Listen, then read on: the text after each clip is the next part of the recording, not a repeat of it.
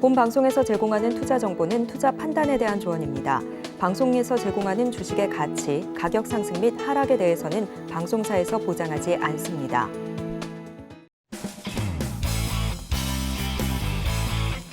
시청자 여러분 안녕하십니까. 깊이 있는 인사이트로 여러분들의 투자를 잘 이끌겠습니다. 저는 강관우입니다. 어제 우리 시장 AI 테마주가 주도를 한 하루였습니다.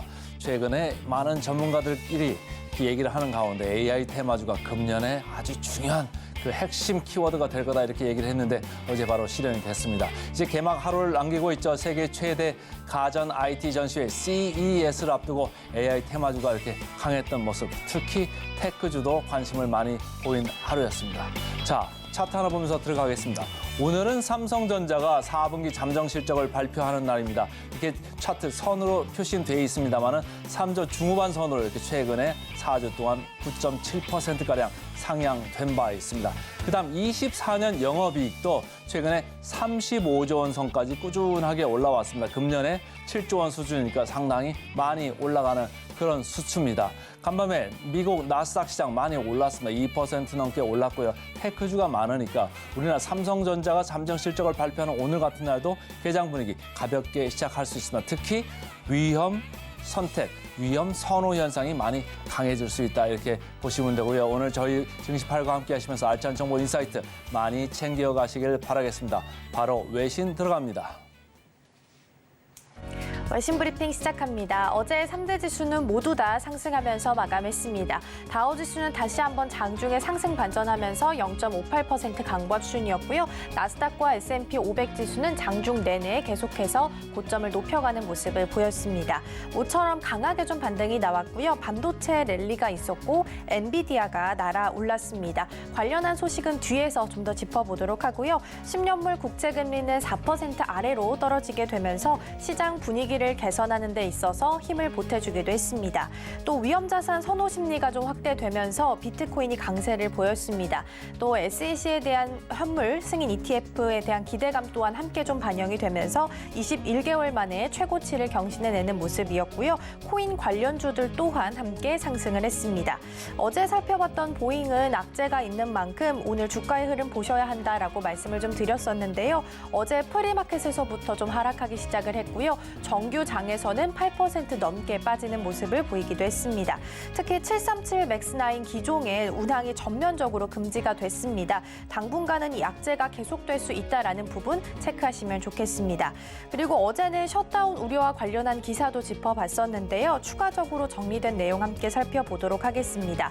민주당과 공화당이 1조 6,600억 달러, 한화로 약 2,183조 원 규모의 2024년도 연방정부 예산 지출에 합의를 했습니다. 다만 러우 전쟁 그리고 이스라엘 하마스 전쟁 예산 등 이렇게 굵직한 사업과 또 세부 사안은 아직 합의가 되지 않았기 때문에 셧다운에 대한 우려감은 아직 조금은 남아있는 상황이다라고 볼 수 있겠습니다. 그림에서 보시다시피 의회 합의안 같은 경우에는 국방비 8천억 원 그리고 사업비가 7,700억 원 정도고요. 총액으로는 1조 6,600억 원 정도가 함께 지금 예산 합의에 들어간 상황이다라고 볼 수 있겠습니다. 이 재량 지출 부분에 있어서 의회 합의가 필요하다라고 볼 수 있겠고요. 이 예산 법률안은 오는 19일 전에 하원과 상원을 모두 통과해야 하는 상황입니다. 다만 공화당 강경파 의원 모임인 프리덤 코커스는 오른쪽에 나와 있는 세 가지처럼 우크라이나 전쟁 지원 예산 축소 그리고 트럼프 전 대통령의 반이민 정책 복원, 경구용 납태약 약국 판매 제한 등 이러한 사항과 더불어서 팬데믹 이전 수준까지 좀 지출을 줄여야 한다라고 주장을 하고 있습니다. 임시 예산안 2단계 같은 경우에는 다음 달 2월 2일까지가 기한이기 때문에 이때까지 나머지 부처들도 예산을 좀 처리해야만 셧다운을 완전히 피할 수 있겠다라고 볼 수 있겠습니다. 관련한 내용들은 계속해서 체크해 보도록 하겠습니다. 이어서 유가 상황 함께 살펴보시죠. WTI는 배럴당 70달러 선에서 마무리했습니다. 그리고 장중 돌연 급락하는 모습을 보였는데요.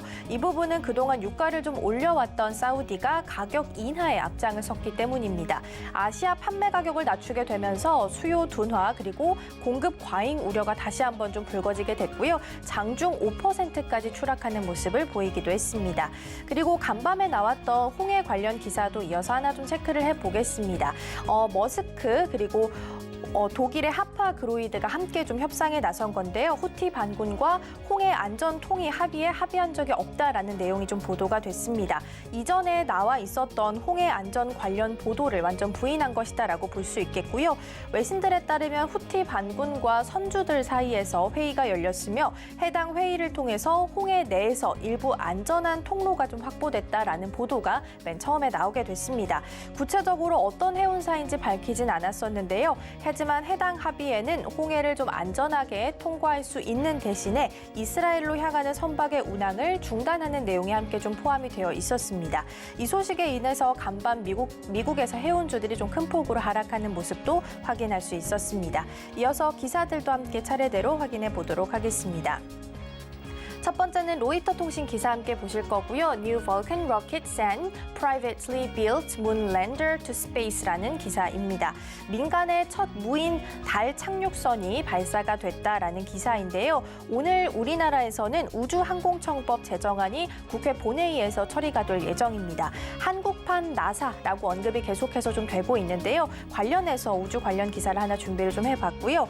우주 기업인 에스트로보틱이 개발한 달 착륙선 페레그린 는 현지 시간으로 8일 오전 2시 18분에 발사가 됐습니다. 페레그린은 오는 2월 23일에 달 앞면에 있는 시누스 비스코스타티스에 착륙할 예정인데요. 이 착륙에 성공을 하게 된다면 세계 최초의 민간 달 탐사선으로 기록이 될 예정입니다. 사실 탐사선의 달 착륙은 굉장히 고난이도의 작업이라고 합니다. 달에 대기가 존재하지 않기 때문에 낙하산을 쓸 수가 없어서요. 연착륙은 역추진에만 의존하고 있기 때문입니다. 여태 성공한 국가도 미국과 소련, 중국 등 4개국에 불과한 상황이고요. 또 이 탐사선 안에는 달의 표면과 또 방사능을 조사할 수 있는 과학기구도 함께 실려 있다고 합니다. 조만간 있을 우주 비행사들의 달 착륙을 앞둔 상황에서 보다 자세한 정보를 확보하기 위한 것으로 풀이가 되고 있습니다. 또 이와 더불어서 우주와 연관이 있는 우주 드라마 스타트렉 시리즈의 원작자나 혹은 과학소설의 거장 등의 유해도 함께 좀 실려 있고요. 존 F 케네디 등 미국 역대 대통령들의 머리카락 샘플도 함께 담겨 있다고 합니다. 에스트로보틱 측은 올해 말에 착륙선 그리핀을 추가로 발사할 예정인데요.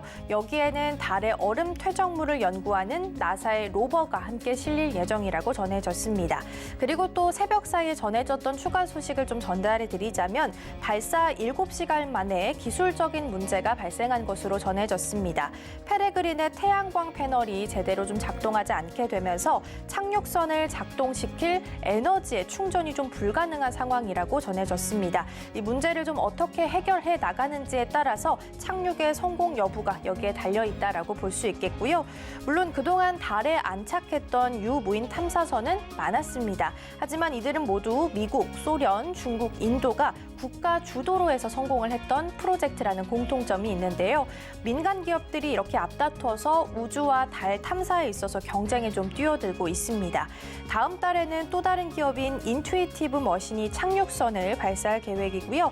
파이어플라이 에어로스페이스도 올해 안에 달에 착륙을 시키겠다라고 밝힌 바가 있습니다. 이러한 소식들도 들어오는 대로 함께 확인해 나가도록 하겠습니다. 이어서 두 번째 기사도 함께 보도록 하겠습니다. As nuclear debate nears, French minister sees potential for 14 new reactors라는 기사고요. 이번에는 프랑스로 함께 가보도록 하겠습니다. 프랑스의 에너지 전환부 장관이 원전을 추가적으로 더 건설하겠다라는 발표를 했다는 내용인데요. 프랑스 정부가 새로 짓는 원자력 발전소 개수를 기존 6기에서 8기로 늘리고 여기에서도 더 추가적으로 건설할 수 있다라는 긍정적인 발언을 좀 했습니다. 프랑스는 2050년 탄소 중립 달성을 위해서는 원자력 확대가 불가피하다라고 좀 판단을 한 것 같고요. 파니에 류나셰르 프랑스 에너지 전환부 장관은 인터뷰에서 6기 이상의 유럽형 가압 경수로가 필요하다라면서 탄소 중립 목표를 달성하려면 2026년 이후에는 13기가와트의 전력을 추가로 생산을 해내야 하는데 그러려면 원자로 8기가 더 필요할 수밖에 없다라고 이야기를 좀 했습니다.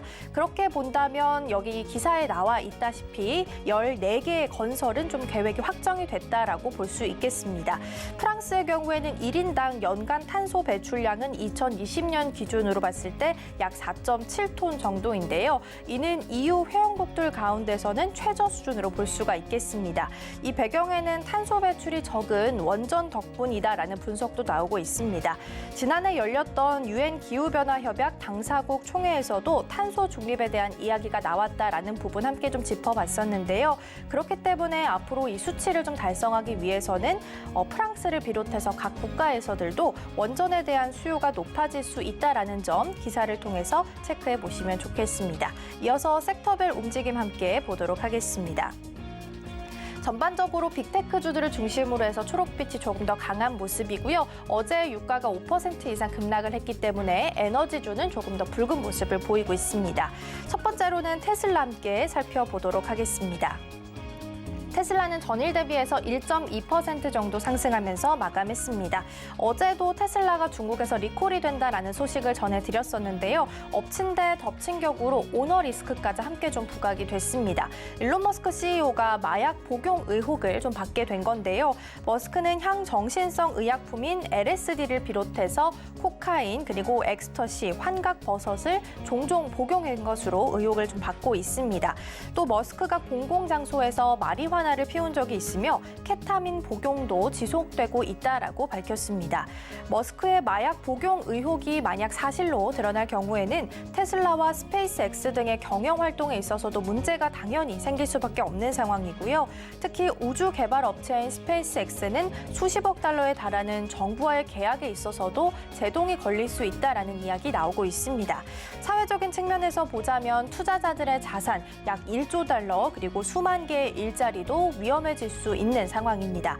머스크 측은 마약 복용 논란과 관련해서 일단 부인하고 있습니다. 머스크의 변호사는 스페이스X에서 정기적으로 혹은 불시에 이렇게 약물 검사를 해서 모두 통과했다라고 주장을 좀 하고 있고요.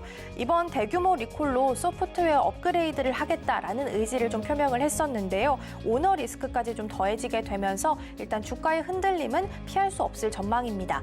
다만 어제장에서는 빅테크주들이 좀 상승하는 흐름을 보였기 때문에 테슬라도 함께 1%가량 상승하면서 마무리하는 모습이었습니다. 두 번째로는 중국 헝다그룹 함께 살펴보도록 하겠습니다. 전일장에서 1.8% 정도 밀리면서 마무리했고요. 중국 부동산 개발업체인 헝다그룹의 전기차 사업부 책임자가 범죄 혐의로 구금됐다라는 소식이 전해졌습니다. 헝다신 에너지차 그룹은 헝다의 전기차 부문 자회사인데요.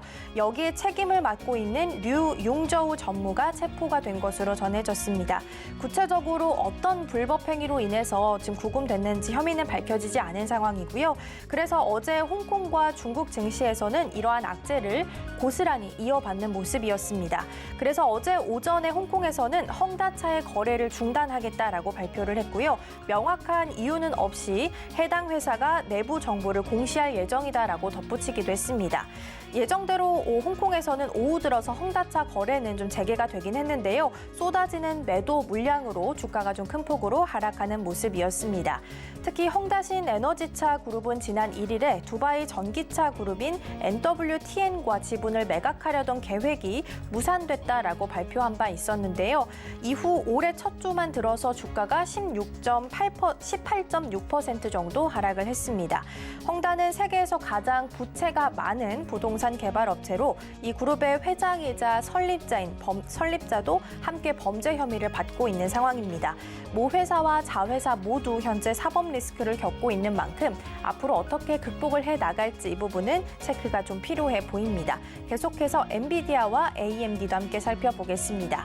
엔비디아가 어제장에서 큰 폭으로 상승했다라고 말씀드렸었는데요. 6% 정도 상승하면서 마무리했고요. AMD 같은 경우에는 함께 오르면서 5% 50%대 강세를 좀 보였습니다. CES를 하루 앞두고 미디어데이가 현재 진행이 되고 있습니다. 먼저 AMD는 신형 GPU를 공개를 했는데요. 내장 그래픽 칩을 강화한 PC 프로세서 라이젠 8000G 4종을 좀 공개를 했습니다. 또 메인보드용 보급형 프로세서 4종도 함께 공개를 좀 했는데요. 메모리와 메인보드 등 이렇게 주요 부품 교체 비용을 줄이면서 업그레이드를 시도하려는 소비자를 타겟팅한 것으로 보이고 있습니다. 이번에는 엔비디아 소식 함께 보도록 하겠습니다. 엔비디아는 3가지 GPU를 공개를 했습니다. 가정이나 일반 기업에서 PC나 노트북으로 AI를 구동할 수 있는 AI 반도체 칩을 공개를 했고요. 이른바 로컬 AI, 그리고 다시 말해서 온디바이스 AI가 구동될 수 있게끔 도와주는 AI 칩이다라고 볼 수 있겠습니다. 또 2분기에 중국을 겨냥한 저성능 GPU를 판매한다라는 소식까지 좀 더해지게 되면서 오늘 주가가 강세를 보였고요. 그리고 역대 최고를 경신했다라는 부분 함께 체크를 좀 해보도록 하겠습니다. 이번에는 애플 함께 살펴보시죠. 2.42% 상승하면서 종가를 형성을 했습니다. 애플은 CES에 참가하지 않는 기업인데요. 그래서 이에 대한 관심을 빼앗기 위한 의도였을까요? 행사를 하루 앞둔 시점에서 기습적으로 발표를 좀 했습니다. MR 헤드셋 비전 프로가 다음 달 2일에 공식 출시한다라는 소식인데요. 당초 예고했던 대로 256GB 기준으로 약 460만 달러로 책정이 됐습니다. 애플이 2014년 애플 워치 이후로 사실상 처음으로 내놓는 신제품인데요. 개발 기간만 7년이 넘게 소요가 됐고요. 1000명의 개발자가 투입이 됐습니다. 애플은 연초 들어서 계속해서 악재가 좀 터지고 있는 모습인데요. 이번 신제품 발표를 통해서 다시 한번 위기를 극복해낼 수 있을지 확인해 보시면 좋겠습니다. 지금까지 외신 브리핑이었습니다.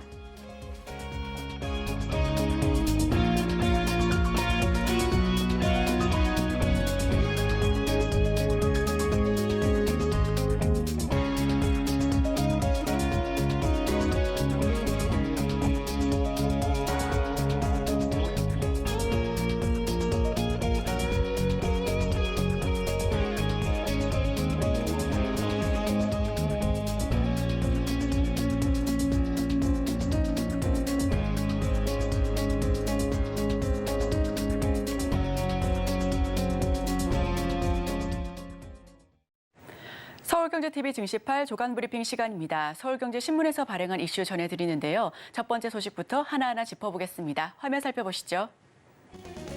TV로 콘텐츠 만들고 가전 제어, 투명 스크린으로 압도적 개방감. 네, 이제 CES 2024 개막합니다. 우선 미국 TV 시장은 글로벌 제조사들의 가장 중요한 시장 중 한 곳으로 꼽히고 있는데요.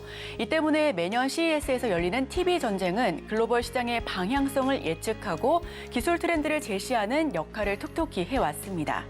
올해 삼성과 LG가 전략 제품으로 내세운 AI와 투명 TV 부문은 사업 구조 전환과 첨단 기술 개발로 새로운 수요를 창출하겠다라는 의지를 반영했습니다. 우선 삼성전자, TV의 온디바이스 AI 삼성 가우스 등 AI 기술을 대거 탑재했습니다. AI 딥러닝 기술로 영상 왜곡을 줄여주는 AI 모션 인핸서 프로 기능도 탑재가 됐고요. 저화질 콘텐츠를 고화질로 선명하게 바꿔주는 기능 역시도 실렸다라고 분석되고 있습니다. LG전자의 경우 세계 최초 무선 투명 OLED TV를 공개할 예정인데요. 지난 몇 년간 무선 OLED TV, 투명 디스플레이 TV를 공개해 화제를 모은 데 이어서 올해는 이 모든 기능을 집약한 신제품을 내놓는다는 방침입니다. LG전자 잠정 실적 어제 공개가 됐습니다. 2021년 이후 3년 연속 사상 최대 매출 경신 행진을 이어가고 있는 것으로 예상을 하고 있고요. 다만 4분기 영업이익은 0.1% 정도 소폭 줄어들 것으로 보여집니다. 즉 컨센서스는 좀 하회할 것으로 예상이 되는데요. 국내 가전업계가 주력 사업인 생활가전 TV 등이 모두 수요 위축을 겪은 결과라고 풀이가 되고 있습니다. 삼성전자는 지난해 4분기 실적이 시장 컨센서스를 하회할 것으로 예상을 하고 있는 부분인데 이 부분은 오늘 뚜껑을 열어봐야 아니까요. 함께 지켜봐 보시면 좋겠습니다. 우선 삼성전자 오늘 잠정 실적이 공개가 됩니다. 확정치가 아니고 잠정치인데요. 올해 35조 원의 영업이익을 낼 수 있을 것으로 분석을 하고 있고요. 지난해 현대차에 내준 실적 1위 기업 타이틀을 되찾을 것으로도 전망을 하고 있습니다. 증권사는 삼성전자가 지난해보다 약 367% 급증한 영업이익을 기록할 것이다라고 분석을 하고 있는데요. SK하이닉스 역시 흑자 전환을 예상하고 있습니다. 즉 메모리 반도체 가격 반등이 호재로 들어오고 있다라는 평가고요. 온디바이스 AI 모멘텀이 여전히 유효하다라는 평가도 잇따르고 있습니다. 네, 삼성전자 AI 프로세서 기술력 집대성에서 밝혀질 예정이고요. 저화질 콘텐츠를 고화질로 변환해 내놓겠다라는 방침입니다. 세계 첫 투명 마이크로 LED도 공개할 예정인데 LG전자의 경우는 세상에 없던 고객 경험이 제공될 예정이고요. TV 1개 뛰어넘는 맞춤형 시청과 4배 강력한 AI로 그래픽 성능을 70% 넘게 꽁충 뛰어오를 것이다라는 부분 함께 알아보시면 좋겠습니다. 네, 그럼 다음 소식 전해드립니다. 뉴스페이스 기반 마련, 달 탐사 속도 낸다. 네, 이번에는 위성 소식 함께 전해드립니다. 어제 관련주가 일제히 상승분을 보여주기도 했는데요. 한국판 나사, 국가우주정책과 R&D를 총괄할 한국판 나사 우주항공청을 설립할 예정입니다. 우주 강국으로 도약하기 위한 디딤돌이 높아졌다라는 평가가 잇따르고 있고요. 우주항공청이 이르면 5월 출범될 예정인데 우주 개발을 위한 컨트롤 타워 역할을 하게 될 것이다라는 전망도 나오고 있습니다. 관건은 예산 확보인데요. 미국처럼 우주 거버넌스를 갖춘 선도국들과 제대로 경쟁해볼 발판이 마련됐다라는 부분은 분명히 긍정적인 부분이고요. 국가 우주 개발 사업을 속도감 있게 추진할 수 있을 것으로도 기대감이 높은 부분입니다. 정부는 2032년까지 달 착륙을 목표로 올해 차세대 발사체와 착륙선 개발에 착수하겠다라고 밝혔고요. 본격적인 기관 운영 비용은 올해 예비비 편성을 통해서 추가적으로 확보해야 하는 부분이 아직 남아있는 과제다라는 부분 역시도 함께 짚어봅니다. 국가우주정책과 R&D 총괄을 맡았는데 정원은 20% 보상 그리고 국적 제한은 없앴고요. 글로벌 우주 패권 경쟁 발판이 마련됐다라는 평가입니다. 추가 예산 그리고 인재 확보는 아직까지는 과제로 남아있는 부분 함께 살펴보겠습니다. 네, 다음 소식입니다. 마케팅 중간 유통 없애, 가공식품 6% 오를 때 쿠팡 PB 1% 내렸다. 이번에는 유통주 소식 전달드립니다. 자체 브랜드를 PB라고 부르는데요. 지난해 생활 물가가 전방위에서 고공행진을 하는 동안 쿠팡의 PB 가공식품 가격은 오히려 하락세를 보였습니다. PB 상품 활성화가 물가 안정 효과를 거두는 하나의 방안이 될 수 있다는 것을 입증한 사례로 평가를 받고 있는데요. PB 상품 가격 경쟁력이 있는 이유는 비교적 비교 우위의 가격 경쟁력을 확보할 수 있는 것입니다. 제조사와 유통업체가 중간 유통과 마케팅 비용 등을 줄일 수 있기 때문으로 풀이가 되고 있고요. 지난해 원부자재 가격이 전년 대비 약 30% 정도 오르는 시장 환경에서도 쿠팡이 가격을 내릴 수 있었던 비결이 대량 생산과 제조사의 강화된 교섭력이다라고 평가를 받고 있습니다. 물가 안정을 위한 하나의 방법이 될 수도 있다라는 분석이 나오고 있는데요. PB 제품 활성화 등 유통사와 제조사의 직거래를 통해 가격을 내릴 수 있도록 시장 환경을 조성해 나가는 것이 더욱더 유효하다라는 판단도 잇따르고 있습니다. 전문가들은 PB 제품 활성화가 물가 안정에도 일정 부분 기여할 수 있다라고 분석을 하고 있고요.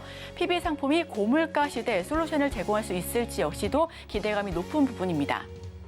네, 소비자 물가 치솟았던 작년 3분기 유가공 부문 13% 넘게 뛰어 올랐는데 오히려 쿠팡의 유포는 24% 넘게 하락했습니다.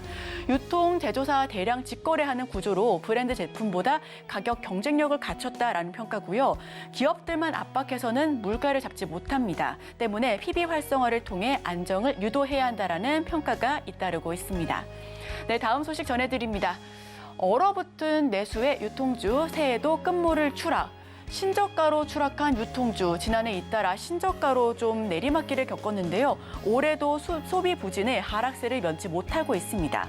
내수 경기가 본격적으로 회복하기 전까지는 유통업계의 실적과 주가가 반등하기 쉽지 않을 것으로 진단을 하고 있고요. 이마트는 어제 지난해 마지막 거래일보다 약 8% 하락한 7만 400원에 거래를 마쳤습니다. 고물가와 고금리 여파로 소비가 둔화한 데에 따라 지난해 1년간 주가가 약 20% 이상 빠졌는데 올해 들어서도 약세를 멈추지 못하고 있는데요. 지난해 10월 중순에는 52주 신저가를 기록한 바 있습니다. 신세계 역시 마찬가지입니다. 지난해 주가가 약 20% 이상 떨어진 신세계도 올해 들어 6% 더 넘게 하락폭을 보여왔습니다. 지난해 10월 30일 16만 500원까지 하락해 52주 신저가를 기록한 뒤에 이달 8일까지 비슷한 주가 수준을 유지하고 있는데요. 외국인의 매도세가 주가를 끌어내렸다라는 평가입니다. 유통주 주가를 가장 적극적으로 끌어내린 투자 주체는 외국인인데 외국인은 지난해 이틀 유통주를 4,680억 원 넘게 순매도한 데 이어서 올해 이마트 120억 원, 현대백화점 33억 원, 신세계 20억 원씩 내다 팔았습니다. 기관도 이 기간 이마트와 신세계 주식을 각각 117억 원, 140억 원 매도 행렬을 보여줘 왔고요. 소비 심리가 아직 꽁꽁 얼어붙었습니다. 유통주가 해가 바뀐 뒤에도 부진한 이유는 올해도 경기 침체 우려 속에서 소비자들의 소비 심리가 위축됐다라는 풀이가 이어지고 있고요. 설비 투자와 함께 고용 등의 지표들은 여전히 경기 둔화를 가리키고 있기도 합니다. 국내로 유입되는 여행객 수가 늘지 않는 상황 역시도 유통주에는 다소 불리한 여건이 마련됐다라는 평가고요. 태영건설 프로젝트 파이낸싱 역시도 좀 악재입니다. 여기에 최근 태영건설 부동산 프로젝트 파이낸싱 부실 사태, 주택거래 감소 등 건설 시장까지 좀 침체에 빠진 점도 자산 가치 하락과 소비 심리 냉각에 영향을 준 것으로 분석이 되고 있고요. 주요 유통기업들의 역성장 역시 살펴보실 필요가 있습니다. 주요 유통업체들 역성장으로 주가를 끌어올리지 못한 것으로 관측을 하고 있고요. 내수 소비 경기 회복 지연으로 인해 이달 이후에도 당분간 백화점과 면세점의 주가가 반등하기 어렵다라는 판단이 있습니다. 특히 이마트는 이커머스 업계와의 경쟁에서 밀린 탓에 매출 회복이 다소 어렵다라는 평가도 잇따르고 있는데요. 편의점이 그나마 낫다라는 판단입니다. 그나마 즉석식품 수요 호조로 실적이 개선세로 돌아선 편의점을 중심으로 방어적인 투자 전략을 세우는 게 유효하다라는 분석이 나오고 있습니다. 자, 마지막 기사 정리합니다. 얼어붙은 소비에 실적 부진이 지속되고 있고요. 외인과 기관, 팔자로 하락세가 이어지고 있습니다. 올해 들어서 이마트는 8%, 롯데쇼핑은 6% 넘게 하락세를 보였고요. 증권가는 당분간 주가 반등이 좀 어려울 것이다라는 평가와 함께 편의점 위주로 방어적인 투자 전략이 유효하다라는 부분 함께 짚어드립니다. 자, 그럼 저희가 계속해서 어떤 종목을 조금 더 수혜를 받을 수 있을지, 어떤 부분 조금 더 눈여겨봐야 될지 오늘의 일면을 통해서 조금 더 짚어보도록 하겠습니다. 끝까지 함께 하시죠.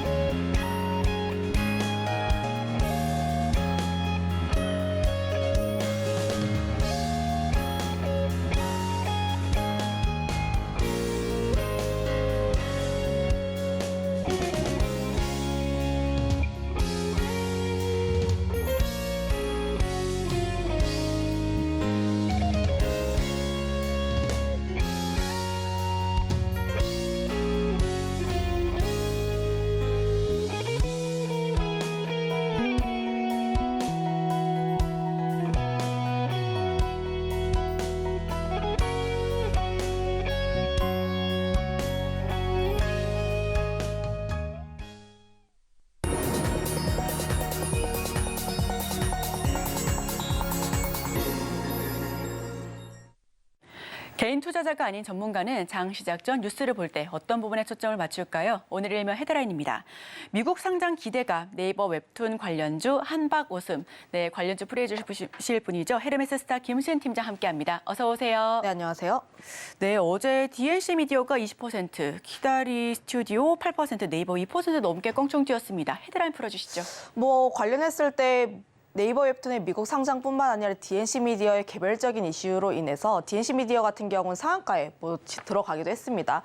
그만큼 웹툰 관련 종목군들 같은 경우는 지금 주가 위치가 굉장히 바닥권에서 다시 한번 수급의 쏠림이 이어지면서 관심 받을 수 있는 라인대에 위치해 있다라고 보시면 좋을 것 같은데, 우선 뉴스 헤드라인은 이렇습니다. 네이버 웹툰이 올해 하반기 미국 나스닥 상장을 목표로 하고 있다. 제가 주목한 큰 키워드는 네이버 웹툰이 미국 나스닥에 상장을 한다라는 점인데, 물론 네이버의 자회사가 상장을 하는 건 더블 카운트가 되기 때문에 그리 좋은 일은 아닙니다만, 하지만 미국 나스닥이라면 이야기가 달라집니다. 아무래도 기업 가치가 좀 제대로 평가받을 수 있는 나스닥이다 보니까 관련했을 때 기대감을 모을 수 있다라고 보시면 좋을 것 같고요.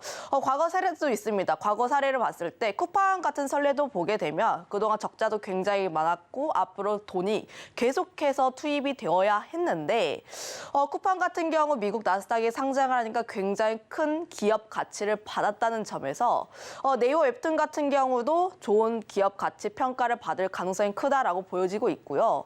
두 번째로는 네이버 웹툰이 올해 하반기에 미국 나스닥 상장을 목표로 준비한다. 이꼴 흑자 전환 가능성이 굉장히 크다라고 보고 있습니다. 그동안 네이버 웹툰이 미국 나스닥 상장을 목표로 하고 있음에도 계속해서 상장시키지 못했던 가장 큰 요인 중 하나가 적자가 계속 되었기 때문. 물론 매출단에서 봤을 때 유료 이용자 증가라든지 광고 매출이 계속 확대가 됨에도 불구하고 적자가 계속 나왔습니다. 물론 마케팅이라든지 투자에 대한 부분이라든지 이런 부분들이 계속 나오긴 했습니다만, 지금 김남선 네이버 CFO께서 지난 5월에 연말까지 흑자 전환 시 내년 성공적 상장 가능할 것이라고 보고 있고, 네이버 웹툰 4분기 실적에 대해서도 흑자 전환에 대한 기대감이 계속해서 나와주고 있기 때문에 지금 네이버 웹툰의 최우선 과제라고 할 수 있었던 흑자 전환에 대한 성공이 좀 눈앞에 놓여지고 있다. 이로 인해서 웹툰 관련 종목군들 같은 경우도 좀 계속해서 좋은 상승세가 나와줄 수 있지 않을까라고 보여지고 있습니다. 네이버 웹툰이 좀 미국 증시 상장을 위해서 지배구조를 좀 개편을 진행을 했는데, 기존에 네이버 같은 경우는 네이버 하에 네이버 웹툰과 라인 두 개 나눠져 있고, 그리고 네이버 웹툰 아래 웹툰 엔터테인먼트라고 미국 쪽을 공략하는 회사가 있었어요. 그 다음 사진 한번 보고 갈게요. 하지만 미국 증시 상장을 위해서 개편을 진행을 했습니다. 네이버 아래 웹툰 엔터테인먼트가 있고 그 아래에 네이버 웹툰이 있는 식으로. 그러니까 지금 네이버 같은 경우는 네이버 웹툰을 미국 쪽에 상장시키기 위해서 지배 구조도 개편할 정도로 굉장히 적극적으로 진행하고 있다. 그로 인해서 네이버 웹툰이 미국 상장하는 건 좀 가시화가 되고 있지 않나라고 보여지고 있습니다. 물론 네이버 웹툰 기업 평가 가치가 좀 나뉘긴 해요. 최소 5조다, 7조다, 9조다 이야기는 굉장히 다양하긴 합니다만, 제가 주목하고 있는 포인트는 거래량이 계속해서 늘어나고 있다는 점. 거래 자체가 22년 3분기에 고점을 찍었는데 4,500억 원입니다. 이때가 코로나19 이후에 웹툰 시대가 나오게 되면서 거래액이 가장 고점을 찍었을 때, 물론 코로나 효과가 감소하게 되면서 매출액은 조금씩 줄어들었지만 그럼에도 불구하고 작년 3분기에 글로벌 거래액 직전 고점을 경신했다는 것은 다시 한번 기대감을 모아줄 수 있는 라인대라고 보시면 좋을 것 같고, 관련했을 때 이런 흐름들을 계속해서 체크를 해볼 필요가 있다. 이 정도로 정리를 하겠습니다. 네, 네이버 웹툰 지금 흑자 전환에 대한 기대감도 함께 물려오고 있는 상황입니다. 자, 그렇다면 여기서 투자 키워드는 어떻게 잡아보면 될까요? 네이버 웹툰이 미국 쪽을 공략하는 만큼 K 웹툰도 지금 전 세계를 공략하고 있다. 쪽으로 보시면 좋을 것 같은데, 저는 한 산업을 볼 때 국내에서만 성장하는 기업은 좀 한계가 있다라고 보여지고 있습니다. 물론 미국 같은 경우야 하나의 주에서 성공을 하면 상장을 시키고, 그리고 나머지 49개의 주에서 계속 공략을 진행을 함으로 인해서 국내 쪽에서 매출을 올린다라고 했을 때 매출이 증가할 수는 있지만, 우리나라 같은 경우는 아직까지 내수 시장이 작습니다. 미국이라든지 다른 나라들 대비했을 때 인구라든지 좀 관련했을 때 적기 때문에 우리나라 기업이 조금 더 성장을 하기 위해선 굉장히 다양한 나라를 공략을 해야 하는데 웹툰 같은 경우에 지금 가시적으로 나오고 있는 나라가 미국과 일본 쪽이라는 거죠. 특히 뭐 국내 같은 경우에는 성숙기에 진입했다라고 보시면 좋을 것 같은데 침투율만 73%라고 하고 유료화율만 26%인데 일본과 미국 같은 경우 유료화율이 한 자릿수입니다. 8%대, 4%대라고 보시면 좋을 것 같은데 일본과 미국 시장의 인구를 감안을 했을 때 앞으로 침투를 할 수 있는 성장률 자체가 굉장히 폭이 넓다라고 보시면 좋을 것 같고요. 거기다가 일본 같은 경우는 그러니까 만화를 한 화를 결제를 하기 위해서 결제하는 금액이 평균적으로 67엔이라고 합니다. 그런데 네이버 웹툰이라든지 카카오 웹툰 좋아하시는 분들은 아시겠지만 한화를 결제할 때 금액은 300원 정도예요. 가격대가 300원에서 400원 정도인데 관련했을 때 약 금액대가 30%에서 40% 정도가 좀 높다 보니까 관련했을 때 매출 같은 금액은 계속해서 올라올 수가 있는 상황. 특히 네이버와 카카오가 일본 웹툰 시장에서 굉장히 큰 선전을 하고 있습니다. 매출액 자체도 계속해서 경신하고 있는 모습을 보여주고 있고 특히 미국 같은 경우는 아직까지 침투율이 적긴 해요. 침투율이 한 자릿수이다 보니까 좀 앞으로 성장할 수 있는 여지는 굉장히 많다라고 여겨지고 있는데 아마존이라든지 애플 쪽에서 웹툰 플랫폼 사업 진행하면서 미국 쪽에서 조금 더 친숙하게 받아들일 수 있다는 점. 그로 인해서 Q 쪽에서의 증가가 가속화가 될 수 있다라고 보고 있기 때문에 관련 시장에서 조금 더 긍정적인 흐름이 나와주지 않을까라고 기대하고 있습니다. 거기다가 더해서 우리나라 콘텐츠 굉장히 글로벌적으로 흥행을 합니다. 그런데 요즘 드라마들 특징을 보면 하나의 드라마가 잘 되는데 그 원작 소스가 웹소설이라든지 웹툰이에요. 제가 드라마 굉장히 좋아하는데 네. 어떤 드라마가 좀 재미있다 하면은 네이버에 검색을 해봅니다. 드라마 제목을 검색을 하면 연관 검색어로 그 드라마 제목 옆에 원작 혹은 웹툰, 웹소설 이런 식으로 뜹니다. 그만큼 사람들의 인식 자체가 어떤 한 드라마 굉장히 재미있다 그러면 이거 원작은 무엇이지? 라고 보면 대다수가 웹툰 기반이에요. 최근에 나왔던 드라마가 있는데 내 남편과 결혼해줘라는 드라마가 있더라고요. 내 남편과 결혼해줘요? 네, 그 TVN에서 좀 여사님들 사이에서 굉장히 핫한 드라마입니다. 저도 좀 재밌게 보고 있는데 지금 보시면 아시다시피 처음에는 웹소설로 나왔어요. 웹소설로 나왔는데 그 다음에는 이 웹소설을 기반으로 웹툰이 나왔고 그리고 이 웹툰 다음에 지금 드라마가 나와주고 있는데 지금 이 드라마 보신 분들 같은 경우는 다시 한번 그럼 이 웹툰 다음 내용이 너무 궁금한데 웹툰을 결제하게 됩니다. 그리고 웹툰 재밌게 보신 분들 같은 경우는 그럼 이 주인공들의 서사 혹은 스토리라인 더 궁금하다. 웹소설까지 결제하는 겁니다. 작년이었는지 재작년인지 기억이 가물가물한데 재벌집 막내 아들 같은 경우도 흥행을 했을 때 원작 웹소설이 매출이 230배 이상 나타날 정도로 드라마 하나가 히트를 치면 웹툰과 웹소설, 원작 소스들이 흥행을 하는 경우가 굉장히 많고 매출이 다시 한번 뛰는 경우가 많기 때문에 이런 점들을 감안을 해보면 웹툰 시장 같은 경우는 조금 더 성장할 수 있는 여지가 굉장히 많이 남아있다. 이 정도로 정리를 하겠습니다. 네, 우리 팀장님께서 말씀해 주셨던 것처럼 이런 부분 때문에 아예 이제 이 구독자들이, 시청자들이 아예 캐스팅까지도 관여하게 되는 부분, 많은 분들의 관심이 뜨거운 것으로 보여지고 있습니다. 자, 그렇다면 수혜를 볼 수 있는 종목 바로 들어가 보겠습니다. 웹툰, 애니메이션 뭐 이런 쪽도 있긴 한데 제가 가장 먼저 보고 있는 쪽은 원작 IP를 보유를 하고 있는 쪽. 아무래도 드라마라든지 웹소설이라든지 웹툰 흥행을 하면 원작 소스를 가지고 있는 쪽이 먼저 수혜를 볼 수밖에 없습니다.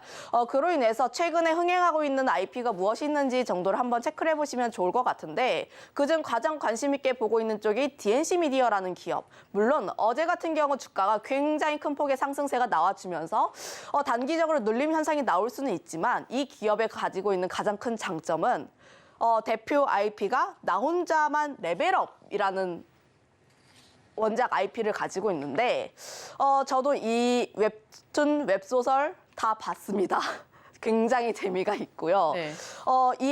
이 IP가 굉장히 혁신적인 게 이 웹툰이 굉장히 히트를 치니까 아류작이 굉장히 많이 나왔어요.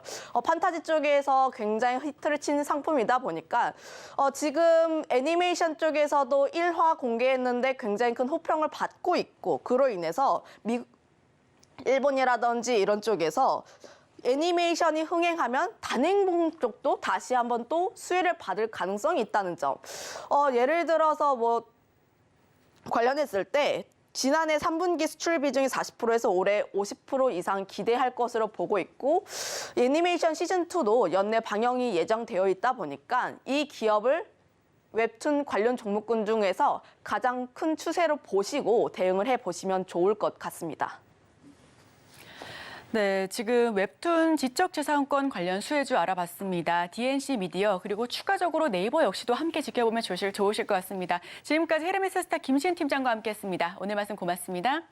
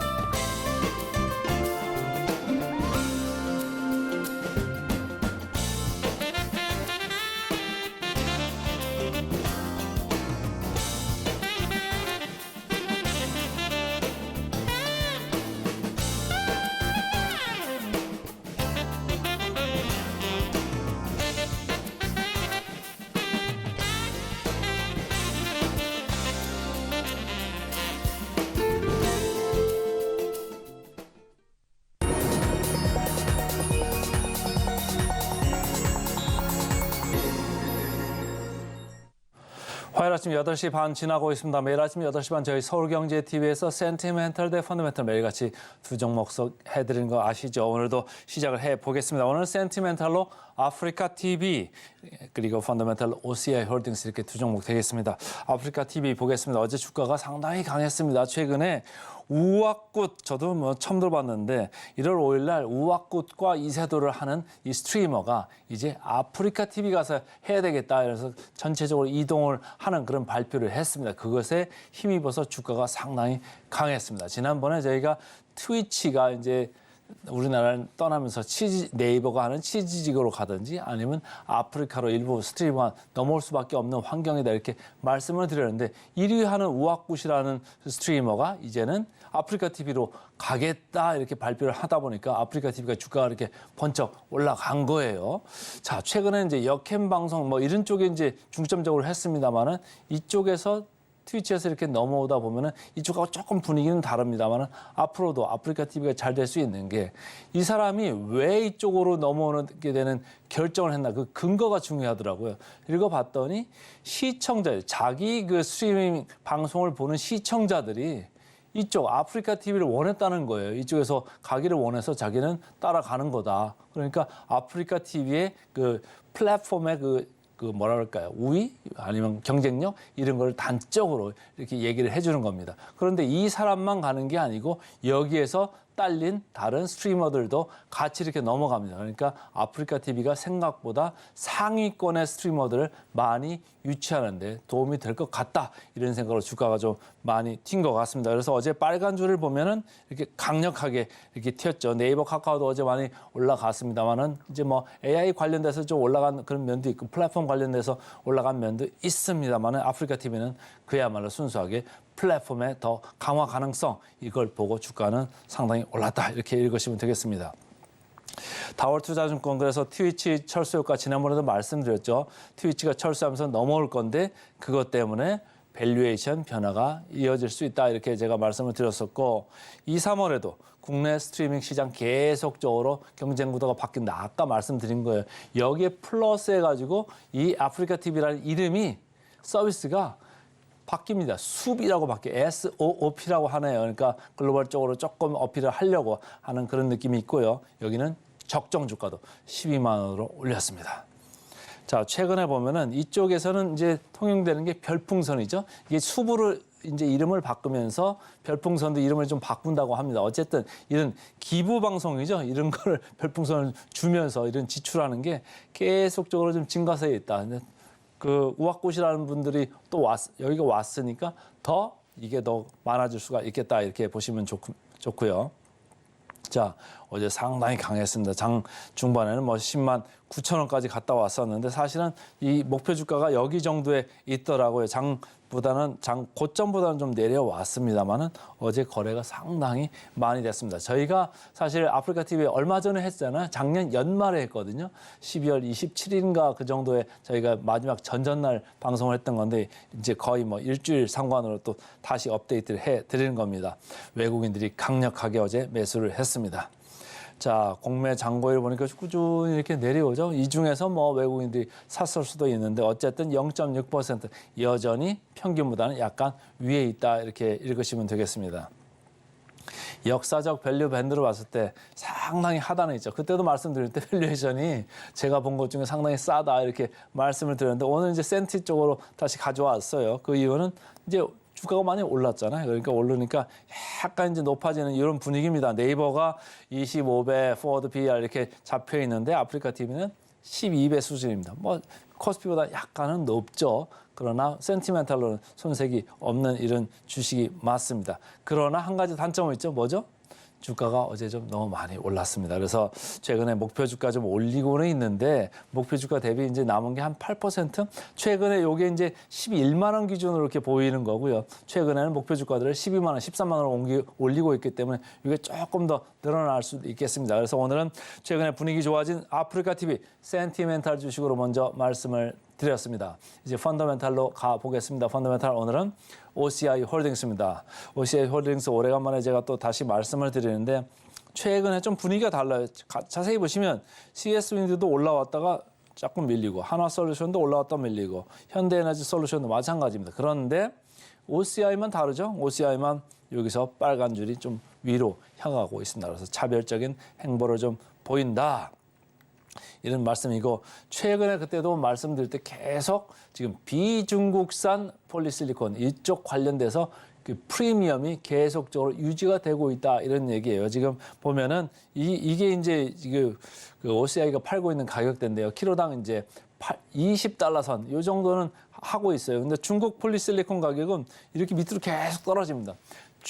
미국에서 계속적으로 중국산 이 태양광 제품에 대해서 밸류 체인에 대해서 점점 더 규제를 강화하고 있다 이런 얘기예요. 그러니까 이 프리미엄은 계속적으로 이어질 가능성 내지는 더 확대될 가능성도 있다. 그 와중에 OCI 홀딩스는 시장 내에서 차지하는 마켓시어, 시장에서 내에서 가지는 캐파 이런 게 1위까지 갈 수가 있어요. 최근에는 미국 업체하고도 지금 8년 장기 공급 계약을 했거든요. 그러면 캐파를 다시 증설을 해야 됩니다. 그렇다고 보면은 이 회사는 이제까지는 롱이라는 중국 업체를 통해서 이렇게 가는 매출이 상당히 비중이 컸었는데 이제는 비중국 부분 그러니까 미국 쪽에 그 시장도 열리면서 다변화가 된다. 그러면 너무 이전까지 저평가를 받았는데 좀 리레이팅, 주가 재평가를 해줘야 되는 거 아니냐 이런 생각을 하면서 주가가 조금 다른 반응을 보이고 있습니다.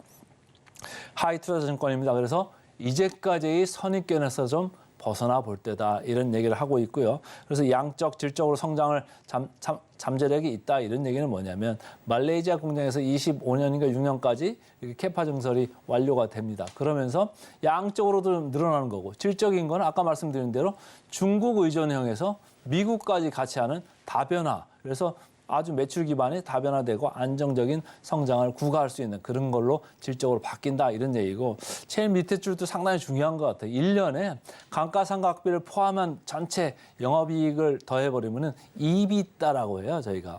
EBITDA라는 게 연간 무려 7천억 원이나 들어옵니다. 근데 이 회사는 부채비율이 상당히 낮아요. 50%밖에 안 돼요. 보통 저희가 100% 밑으로 있으면 상당히 우량한 회사 이렇게 얘기하는데 여기는 50%밖에 안 돼요. 그러니까 차입금 갚을 일도 크게 없고 이자 부담도 없습니다. 그럼 이 돈 가지고 뭐 할까요? 뭐 M&A를 할 수도 있지만 주주 환원 정책, 주주 친화 정책을 강화할 수도 있겠다. 그걸 좀 기대를 해보자. 이런 얘기를 하고 있는 겁니다. 현대차 증권입니다. 이 회사는 화학업종 최선호적으로 유지를 했네요. 그 이유가 뭘까요? 상당히 싸고 괜찮기 때문입니다. 그래서 전체적으로 미국 시장에서의 시장 지배력이 좋아지고 있다. 그쪽에서 밸류가 나올 것 같다. 이런 얘기를 하는 겁니다. 자, 전체적으로 보겠습니다. 옆으로 쭉 가다가 다시 조금 들어올리려고 하죠. 기관들이 최근에 매수를 주도하고 있습니다. 공매도 잔고를 보겠습니다. 2.0%는 여전히 조금 높죠. 시장 평균의 0.4%라고 보면은 5배 정도 높습니다. 그러니까 더 내려올 수도 있다. 거꾸로 환매수가 더 들어올 수도 있다. 이렇게 읽으시면 좋겠습니다. 역사적 밸류 밴드로 봐도 하단입니다. 그러니까 너무 좀 무관심하고 너무 좀 이제까지의 그 틀에서 좀 보지 말자 이런 생각을 하면서 주가들이 조금 올리려고 지금 하고 있는 그런 모양입니다. 포워드 PR 보겠습니다. 4.1배 상당히 매력적인 게 맞습니다. SK 오션플랜트 그때도 제가 말씀드렸는데 풍력 쪽에서 제가 좋아하는 주식입니다만 18배가 넘습니다. 근데 여기는 4배입니다. 상당히 싸죠. 그러니까 괜찮고요. 자, 목표 주가 대비 괴리를 보겠습니다. OCI 홀딩스 38% 정도 남아있네요. 그래서 오늘은 센티멘털 아프리카 TV, 펀더멘털 OCI 홀딩스 두 종목 말씀드렸습니다. 오늘의 핵심 요약 세 줄입니다. 간밤 미증시, 애플 등 기술주 반등에 상승 마감했습니다. 오늘의 일면 웹툰 관련 수혜주 찾아봤고요. 마지막으로 센티멘탈 대 펀더멘탈. 센티멘탈은 아프리카 TV, 펀더멘탈은 OCI 홀딩스 알아봤습니다. 저희는 바로 이어서 증시 9로 돌아오겠습니다. 개장 방송도 서울경제TV와 함께 하시죠.